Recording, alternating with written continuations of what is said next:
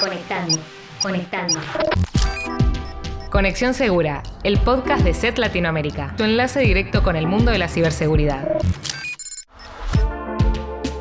Hola a todos y todas, soy Juan Manuel Arán y al igual que en cada episodio de este podcast sobre ciberseguridad, estoy junto a Cristian Ali Bravo y Sonia Domínguez Weisbrod y hoy vamos a hablar de una historia reciente de cibercrimen con un troyano bancario como principal protagonista, un botín de varios millones de euros y la desarticulación de este grupo cibercriminal gracias también al aporte técnico y el análisis realizado por ESET y que permitió la detención de personas en Brasil.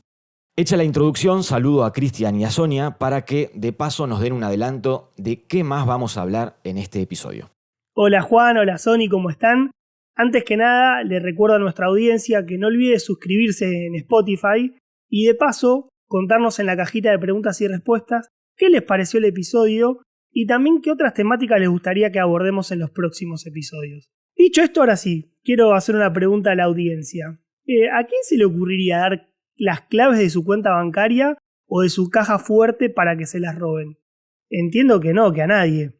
Bueno, hoy les vamos a hablar de troyanos bancarios, que es un tipo de malware del que se vale el cibercrimen para obtener estos datos tan valiosos como lo son las credenciales de la banca en línea, también conocida como home banking, o banca online en algunos países, además de otros datos financieros como veremos más adelante. Hola Juan, hola Cris y un saludo a todas las personas que nos escuchan. Y sí, hablando del robo de nuestros datos bancarios, vamos a repasar de qué otra manera o otras maneras los cibercriminales pueden acceder a ellos, que como veremos hay más de una forma. Pero en el episodio de hoy no estaremos solos, ya que nos acompañará más adelante para analizar este tema tan actual como sensible Camilo Gutiérrez, que es manager del equipo de Awareness and Research de ESET Latinoamérica. Con la presentación del episodio hecha, arrancamos entonces con la primera sección. Para más información sobre el episodio de hoy, visita nuestro sitio web, eset.com/latam. También puedes visitar nuestro blog sobre ciberseguridad, willibsecurity.com/la-es. Conexión Segura, el podcast de SET Latinoamérica y tu enlace directo con el mundo de la ciberseguridad.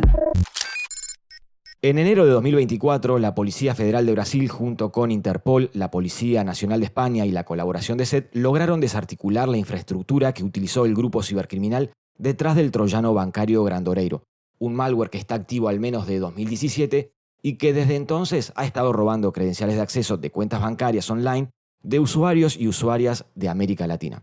La investigación más reciente llevada a cabo por la Policía Federal de Brasil condujo a la identificación y la detención de las personas que controlaban los servidores de este malware. La operación implicó 5 órdenes de arresto y otras 13 órdenes de búsqueda e incautación en los estados brasileños de Sao Paulo, Santa Catarina, Pará, Goiás y Mato Grosso. Hablamos de un grupo cibercriminal que, gracias a este troyano bancario, robó al menos 3,6 millones de euros desde 2019. Sí, de película. Pero para contar la historia completa de Grandoreiro y entender el mundo de los troyanos bancarios de América Latina, es mejor empezar por el principio. Grandoreiro es apenas una de aproximadamente 12 familias de troyanos bancarios muy activos en América Latina que han estado siendo monitoreados por los investigadores de ESET desde 2019, que analizaron el comportamiento de cada uno de estos troyanos bancarios, sus características, qué los diferenciaba de otros tipos de troyanos bancarios presentes en la región y descubrieron que existe una conexión entre los creadores de estas familias de malware. Las campañas de Grandoreiro y de los demás troyanos bancarios de América Latina han apuntado a usuarios y a entidades bancarias de varios países de la región, pero sobre todo de Brasil, México, Argentina, Perú y Chile. Pero Brasil y los países latinoamericanos no han sido los únicos, ya que han estado muy activos también en España. Pero hablaremos de los troyanos bancarios en la segunda sección de este episodio. Antes quiero aprovechar al invitado que tenemos para este episodio, como decíamos, Camilo Gutiérrez, que es líder del equipo de investigación de ESET en América Latina. Así que bienvenido, Cami, una vez más a Conexión Segura y ya te dejo la primera pregunta de hoy. ¿Qué es un troyano bancario exactamente y qué lo diferencia de otros tipos de malware? Bueno, ¿qué tal, Juan? Muchas gracias por la invitación. Chris, Sony. Y bueno, para arrancar definiendo lo que es un troyano bancario, estamos hablando de un tipo de código malicioso que está diseñado específicamente para robar información financiera, particularmente todo lo que tiene que ver con credenciales de acceso que permiten a los usuarios ingresar a sus actividades de home banking. ¿Qué lo diferencia de otros tipos de códigos maliciosos? Que es sigiloso, no se deja ver, quizás cuando lo comparamos, por ejemplo, con el ransomware. El ransomware es un tipo de código malicioso que hace todo lo posible para que el usuario se dé cuenta que está presente. En cambio, estos troyanos bancarios lo que hacen es ocultarse para que el usuario, cuando ingresa a su home banking, a su cuenta bancaria, no note que se agrega una nueva ventana en su navegador y a través de esta ventana es como los ciberdelincuentes roban esta información de los usuarios y le permiten, obviamente, tener acceso a este tipo de cuentas. ¿Y cuáles son las características de los troyanos bancarios de América Latina como Grandoreiro, por ejemplo? Bueno, particularmente lo que hemos visto en estas campañas de troyanos bancarios en la región es que utilizan principalmente para propagarse campañas masivas de correos electrónicos, en lo que se conoce como mal spam o spam malicioso, y utilizan campañas, utilizan entidades, utilizan, digamos, medios que le permiten engañar a los usuarios porque están muy relacionados con lo que pueden ver los usuarios en cada uno de los países, como pueden ser compañías, lo que pueden ser entidades de gobierno, y de esa manera llevar a que el usuario confíe en eso que está viendo, descargue, haga clic en ese enlace, descargue la aplicación maliciosa y se vea infectado. Entonces, de esa manera logran tener un alcance masivo, llegando a muchos usuarios, y que estos usuarios, obviamente, si no tienen las medidas de seguridad adecuadas, que vamos a estar hablando más adelante, caigan fácilmente en estos engaños y a partir de ahí, pues obviamente, entreguen su información financiera a estos cibercriminales. Y te hago una pregunta más. Entiendo que una característica específica de los troyanos bancarios de América Latina tiene que ver con las ventanas emergentes falsas. ¿Podés explicarnos un poco qué es eso? Exactamente. Lo que logran o lo que buscan los cibercriminales es que cuando el usuario ingresa a o quiere ingresar a su home banking, no note que se le levanta una ventana falsa, ¿cierto?, que se superpone sobre esta página de home banking. Y de esta manera el usuario está viendo que está ingresando a su cuenta de home banking normal, habitual, porque de hecho quizás pudo haber ingresado o digitado la URL directamente en el navegador. Es una característica de ese troyano bancario que identifica cuando el usuario quiere ingresar a esa página web. No es que el usuario, digamos, como en otro tipo de ataques, esté ingresando a través de un enlace en una cuenta, en un correo electrónico de phishing o algo similar, sino que el usuario efectivamente está tratando de ingresar a su cuenta de home banking, y lo que hace el código malicioso es que agrega una ventana diferente sobre esa página a la cual el usuario quería ingresar, y de esta manera logran hacer el engaño, porque el usuario ingresa o está creyendo que está ingresando su información en la página legítima. De hecho, en la URL se va a mantener la dirección de su home banking, pero realmente está ingresando su información en una aplicación adicional que se superpone sobre la página de home banking, y de esta manera pues obviamente logran robar de manera más efectiva la información financiera de los usuarios. ¿Y qué tan común es este tipo de malware? ¿Hablamos de una amenaza que tiene poca actividad si la comparamos con otros tipos de malware, o simplemente tiene poca visibilidad por parte de las personas? Bueno, en cuanto a la visibilidad, sí podemos hablar de que tiene muy poca visibilidad. Es bastante difícil de detectar por parte de una víctima porque es una de sus características de estos troyanos bancarios, mantenerse oculta. Y en cuanto a qué tan común es este tipo de amenaza, este tipo de código malicioso, la verdad que es bastante activo, es una de las amenazas que más utilizan los cibercriminales. No podemos olvidar que para ellos esto es un negocio, es una manera de obtener recursos, de obtener dinero, y esta es una manera muy directa de obtener ese dinero, de ingresar directamente a las cuentas de las víctimas, extraerles, digamos, los fondos que tienen estas cuentas y luego hacer otro tipo de transacciones para obtener ese dinero finalmente. Entonces se han convertido estos tipos de troyanos bancarios en una de las amenazas más utilizadas por los cibercriminales para poder mantener su negocio. Bueno, clarísimo. Y para complementar esto que explica Camilo, según CaixaBank, entidad financiera de España, las tentativas de fraude que incluyeron la utilización de Grandoreiro habrían alcanzado los 110 millones de euros en pérdidas.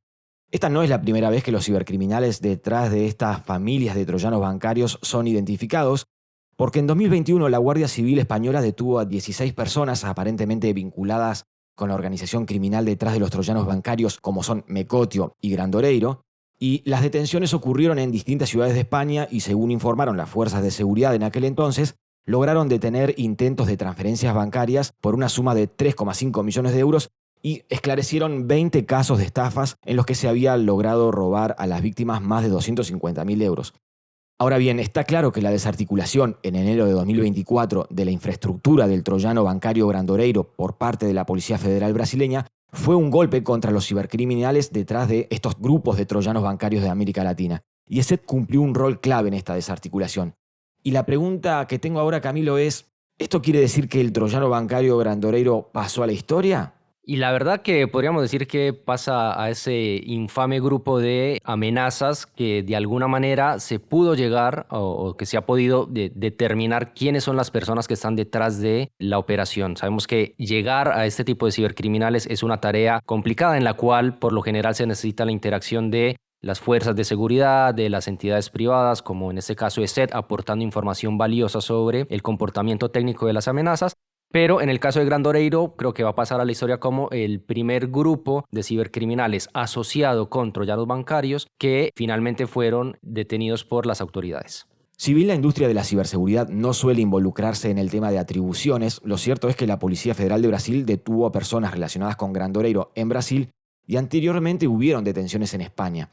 Teniendo en cuenta la presencia que tienen en América Latina, ¿podemos decir que los autores de estos troyanos son de la región? A ver, la verdad que asegurarlo 100% no me atrevería a tanto, pero la realidad es que por la forma en la que están desarrollados los códigos maliciosos, al momento, por ejemplo, de estar analizándolos, de hacer reversing sobre esas piezas de malware, nos encontramos que hay, por ejemplo, comentarios, nombres de variables que están en portugués, más recientemente también en español, utilizan términos muy de la jerga de países de Latinoamérica, entonces eso nos lleva a pensar que las personas que están detrás de su desarrollo de alguna manera pueden estar en países de la región. Y además algo que surgió también del análisis de estas familias de troyanos bancarios, resulta interesante también que hay relaciones de estos desarrolladores de estos códigos maliciosos con cibercriminales también en Rusia, por ejemplo. Sabemos que los cibercriminales en Rusia tienen ya una historia bastante prolífica en cuanto al desarrollo de este tipo de amenazas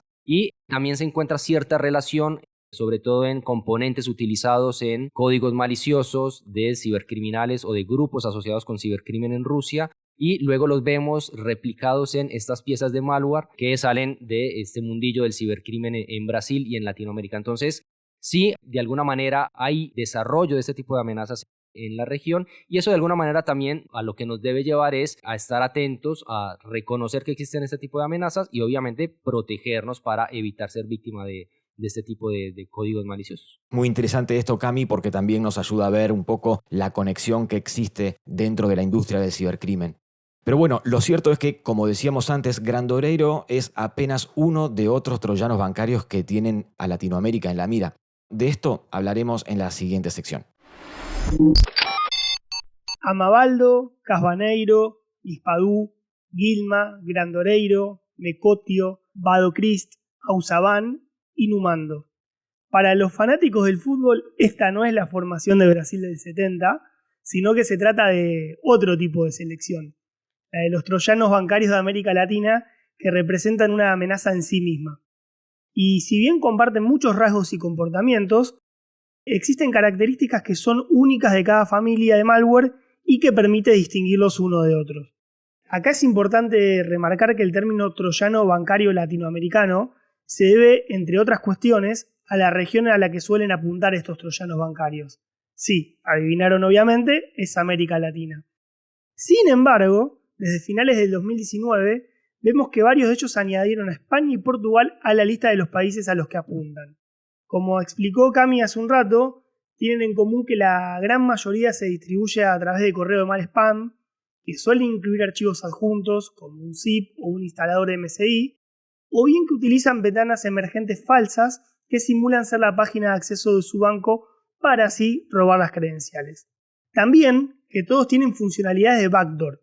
Esto les permite manipular ventanas, actualizarse, registrar las teclas que pulsa la víctima, simular acciones del mouse y el teclado, obtener direcciones URL del navegador de la víctima, cerrar sesión o reiniciar el equipo y bloquear el acceso a sitios web elegidos. Eso sí, para lograr que sus ataques sean exitosos, estos troyanos bancarios latinoamericanos requieren de varias condiciones.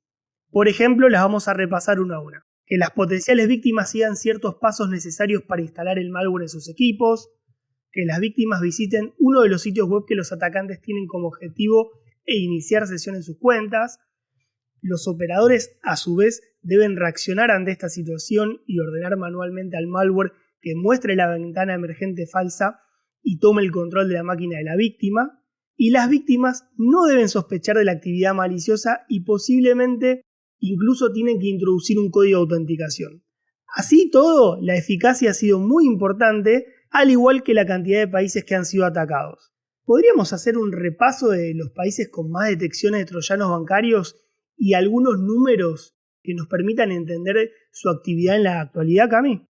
Sí, a ver, mira, la verdad que revisando la telemetría de SET, lo que hemos encontrado, o lo que pude encontrar, fue, por ejemplo, que durante 2023, cuando hablamos, por ejemplo, únicamente de hashes o de archivos únicos relacionados con Grandoreiro, durante todo 2023 vimos alrededor de 27.000 archivos diferentes. ¿Quiere decir esto que hubo 27.000 víctimas? No, sino que cada uno de estos archivos pudo llegar a cientos o miles de víctimas, más o menos como para hacernos una idea del volumen que tienen este tipo de amenazas. Entonces, hablamos de 27.000 archivos únicos vistos durante 2023 relacionados con Grandoreiro. Eso nos da en promedio, así haciendo cuentas por encima, de 300 hashes por día. Y durante 2024, de acuerdo a la telemetría de ESET, se han visto alrededor de 10.000 hashes diferentes. Esto nos da un promedio de 111 hashes diferentes por día, lo cual, si lo comparamos con los 300 que se vieron durante 2023,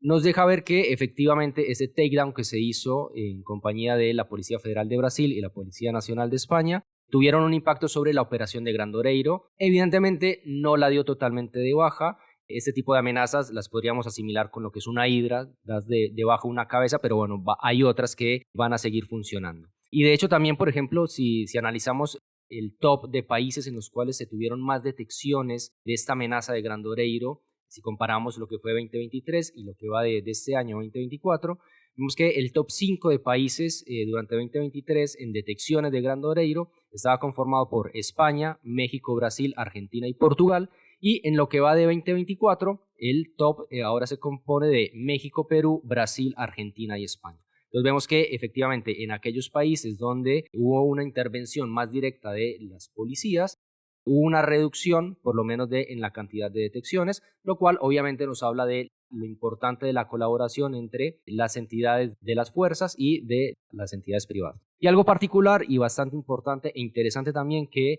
noté en nuestra telemetría, que está bueno que también lo tengamos en consideración, es la aparición en los últimos meses de troyanos bancarios relacionados con tecnologías móviles, particularmente con Android.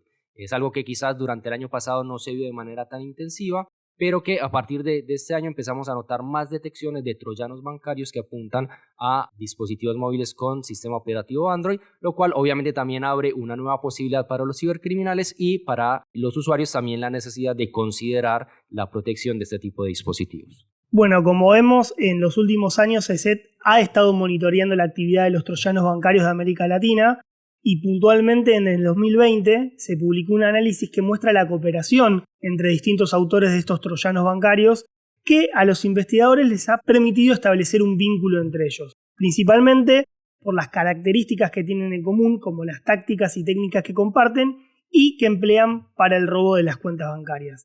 Cami, ¿qué lectura debemos hacer de esta cooperación entre los autores de los troyanos bancarios que hemos estado apuntando? A ver, cuando entendemos que las personas que están detrás del desarrollo, de la creación de este tipo de amenazas, entre ellos están colaborando, que de alguna manera se comparten maneras de realizar sus ataques, de desarrollar estos códigos maliciosos, lo que debería dejar como reflexión es qué es lo que estamos haciendo desde el punto de vista de la protección, o sea, qué es lo que estamos haciendo los diferentes actores, digamos, públicos, privados, en materia de colaboración para poder hacerle frente a este tipo de amenazas. Si algo, entre comillas, pudiésemos aprender de estos cibercriminales, es precisamente que es necesaria esa colaboración entre esos diferentes actores que constituimos el mundo de la ciberseguridad para poder hacer muchísimo más seguro el entorno para nuestros usuarios y obviamente poder hacer frente a este tipo de amenazas. Bueno, y si bien estos troyanos bancarios de América Latina comparten, como hemos visto, diversas características, tienen sus diferencias. Además de que algunos han expandido sus límites más que otros, algunos como Mecotio, por ejemplo, también han incursionado en el robo de criptomonedas. Creo que esto nos muestra también que este tipo de amenazas informáticas no son estáticas y están en constante evolución, actualizándose, y los operadores detrás de estos troyanos van ampliando sus objetivos, ¿no, Camilo?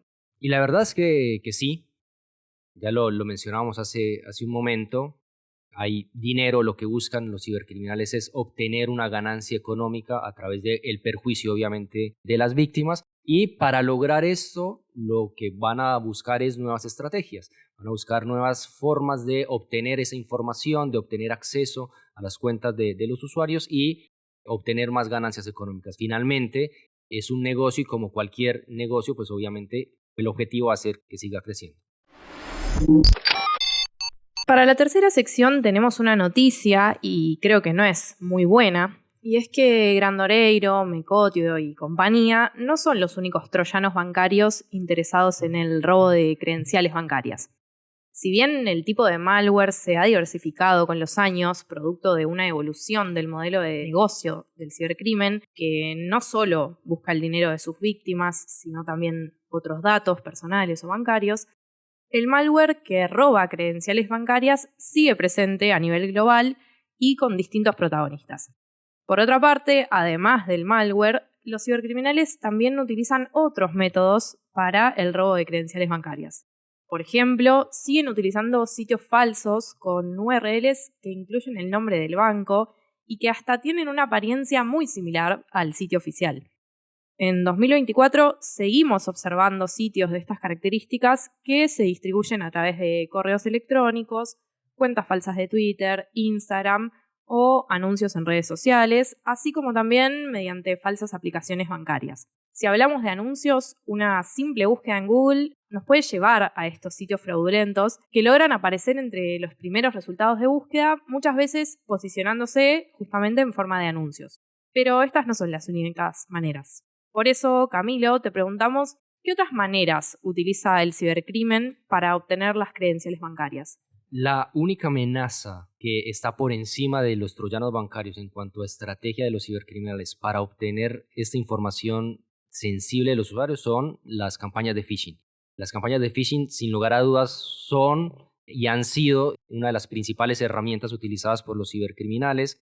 Es bastante vieja la metodología de engañar a ese usuario desprevenido, a esa persona desprevenida de que lo que está viendo es realmente algo en lo que puede confiar.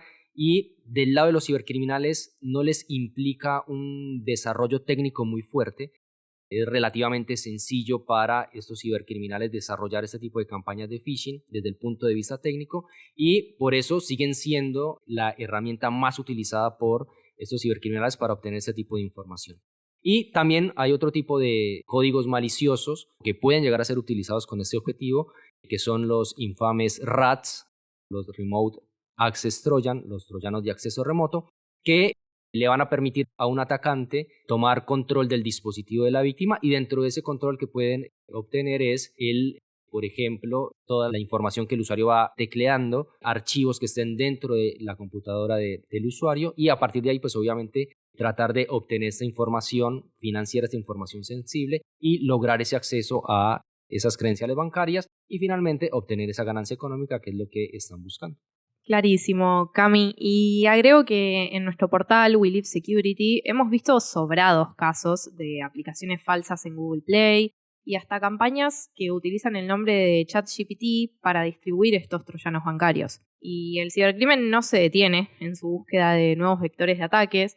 Según el sitio Blipping Computer, 10 nuevas familias de troyanos bancarios atacaron casi 1000 aplicaciones bancarias en un total de 61 países. Y estoy hablando solamente de 2023. Pero por supuesto que hay maneras de estar protegido.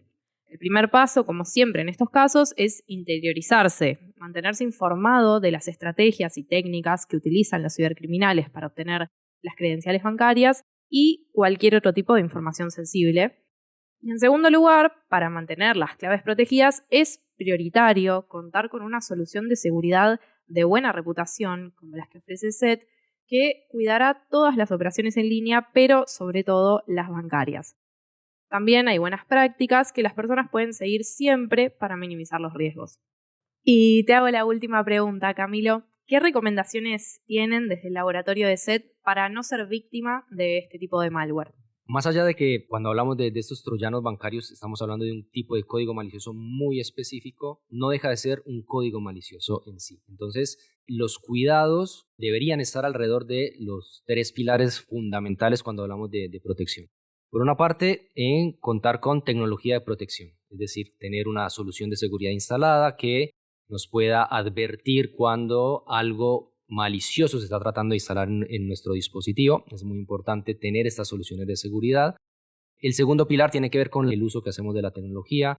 Esto incluye ser cuidadosos desde dónde descargamos aplicaciones, siempre hacerlo de repositorios oficiales, de fuentes oficiales, ser cuidadosos con mantener actualizadas las aplicaciones, los sistemas operativos que utilizamos, particularmente para hacer frente a este tipo de amenazas. Es muy importante contar con un segundo factor de autenticación activado en las cuentas bancarias, porque esto de alguna manera también nos permitiría que si el atacante logra acceder a ese nombre de usuario, esa contraseña con la cual accedemos a nuestro home banking, bueno, va a tener que tener acceso también a ese segundo factor de autenticación, que puede ser o que suele ser una aplicación en el dispositivo móvil. Entonces vamos a complicarle a esos cibercriminales el acceso a nuestra información. Entonces el segundo factor de autenticación se vuelve algo clave en este caso. Y el tercer pilar tiene que ver con la educación. Estar al tanto de cuáles son estas estrategias que utilizan los cibercriminales, cómo funcionan, qué es lo que utilizan para tratar de engañarnos como usuarios y a partir de ahí, pues obviamente tomar las mejores medidas de precaución. Entonces, si lo incorporamos va a ser muchísimo más fácil. Y lo más importante, pensar que la prevención siempre es la mejor forma de mantener nuestra información segura. Es muchísimo más fácil prevenir una infección que eliminarla.